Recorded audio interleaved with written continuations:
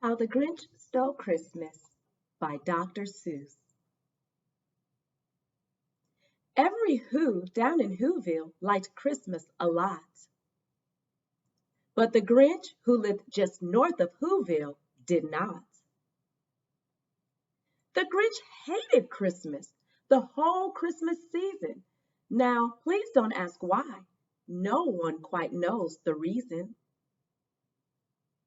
It could be his head wasn't screwed on just right. It could be, perhaps, that his shoes were too tight. But I think that the most likely reason of all may have been that his heart was 2 sizes too small. But whatever the reason, his heart or his shoes, he stood there on Christmas Eve hating the Whos. Staring down from his cave with a sour, grinchy frown at the warm lighted windows below in their town. For he knew every Who down in Whoville beneath was busy now hanging a mistletoe wreath. And they're hanging their stockings, he snarled with a sneer. Tomorrow is Christmas. It's practically here. Then he growled, with his Grinch fingers nervously drumming, I must find some way to stop Christmas from coming. For tomorrow, he knew, all the Who girls and boys would wake bright and early. They'd rush for their toys. And then, oh, the noise, oh, the noise, noise, noise, noise. That's one thing he hated, the noise, noise, noise, noise. Then the Whos, young and old, would sit down to a feast, and they'd feast, and they'd feast, and they'd feast, feast, feast, feast. They would feast on Who pudding and rare Who roast beast, which was something the Grinch couldn't stand in the least. And then they do something he liked least of all. Every Who down in Whoville, the tall and the small, would stand close together with Christmas bells ringing. They'd stand hand in hand, and the Whos would start singing. They'd sing, and they'd sing, and they'd sing, sing, sing, sing. And the more the Grinch thought of this Who Christmas sing, the more the Grinch thought, I must stop this whole thing. Why, for 53 years I've put up with it now. I must stop this Christmas from coming, but how?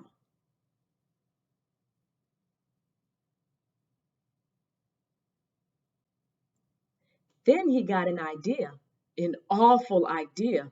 The Grinch got a wonderful, awful idea.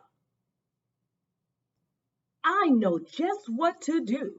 The Grinch laughed in his throat, and he made a quick Santa Claus hat and a coat. And he chuckled and clucked. What a great Grinchy trick! With this coat and this hat, I look just like Saint Nick. All I need is a reindeer. The Grinch looked around, but since reindeer are scarce, there was none to be found. Did that stop the old Grinch? No! The Grinch simply said, if I can't find a reindeer, I'll make one instead. So he called his dog Max. Then he took some red thread and he tied a big horn on the top of his head. Then he loaded some bags and some old empty sacks on a ramshackle sleigh, and he hitched up old Max. Then the Grinch said, get up! And the sleigh started down toward the homes where the Whos lay a snooze in their town. All their windows were dark, quiet snow filled the air, all the Whos were all dreaming sweet dreams without care when he came to the first little house on the square. "This is stop number one," the old Grinchy Claus hissed, and he climbed to the roof, empty bags in his fist. Then he slid down the chimney, a rather tight pinch, but if Santa could do it, then so could the Grinch. He got stuck only once, for a moment or two, then he stuck his head out of the fireplace flue, where the little Who stockings all hung in a row. "These stockings," he grinned, "are the first things to go." Then he slithered and slunk with a smile most unpleasant around the whole room, and he took every present. Pop guns and bicycles, roller skates, drums, checkerboards, tricycles, popcorn, and plums. And he stuffed them in bags. Then the Grinch very nimbly stuffed all the bags, one by one, up the chimbley. Then he slunk to the icebox. He took the Who's feast. He took the Who pudding. He took the roast beast. He cleaned out that icebox as quick as a flash. Why, that Grinch even took their last can of Who hash. Then he stuffed all the food up the chimney with glee. "And now," grinned the Grinch, "I will stuff up the tree."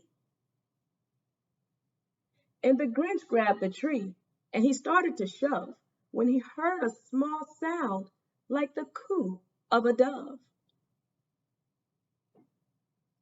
He turned around fast, and he saw a small Who, little Cindy Lou who was not more than 2. The Grinch had been caught by this tiny Who daughter, who'd got out of bed for a cup of cold water. She stared at the Grinch and said, "Santa Claus, why? Why are you taking our Christmas tree? Why?" But you know that old Grinch was so smart and so slick. He thought up a lie, and he thought it up quick. "Why, my sweet little tot," the fake Santa Claus lied, "there's a light on this tree that won't light on one side."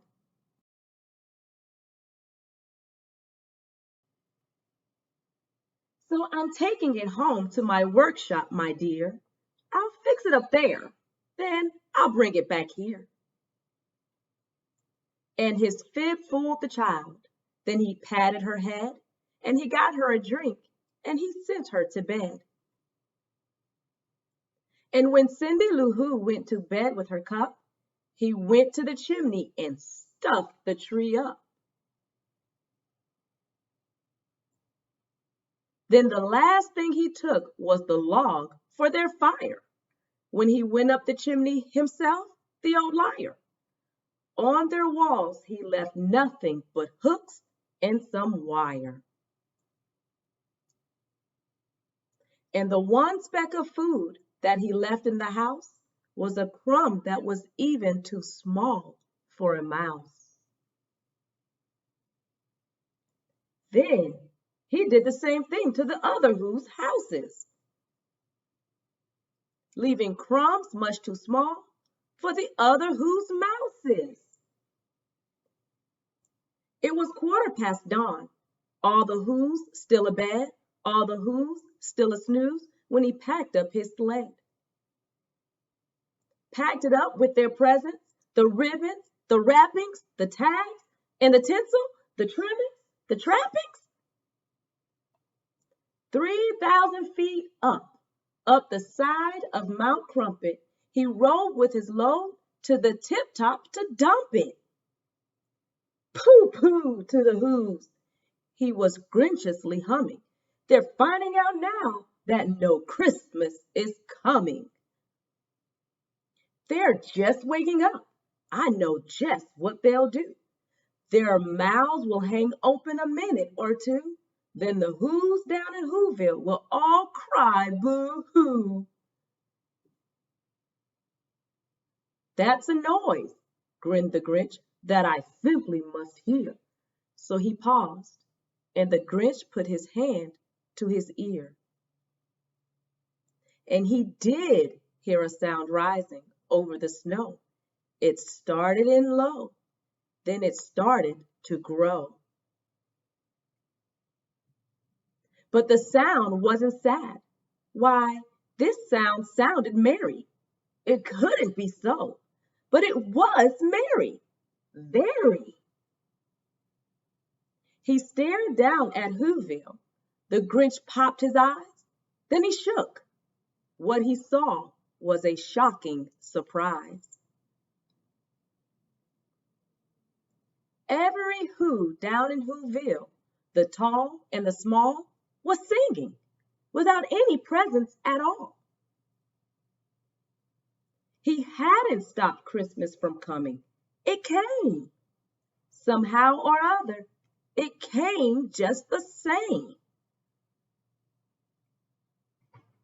And the Grinch, with his Grinch feet ice cold in the snow, stood puzzling and puzzling. How could it be so?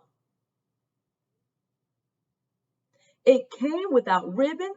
It came without tags. It came without packages, boxes, or bags.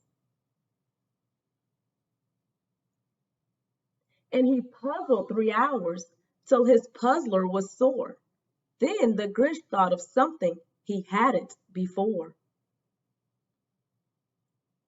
Maybe Christmas, he thought, doesn't come from a store. Maybe Christmas, perhaps, means a little bit more.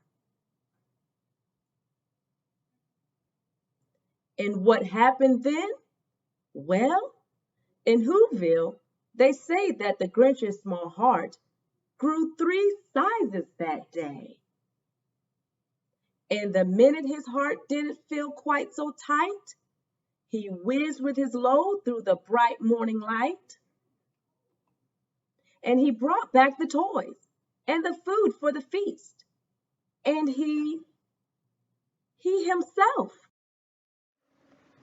The Grinch carved the roast beast.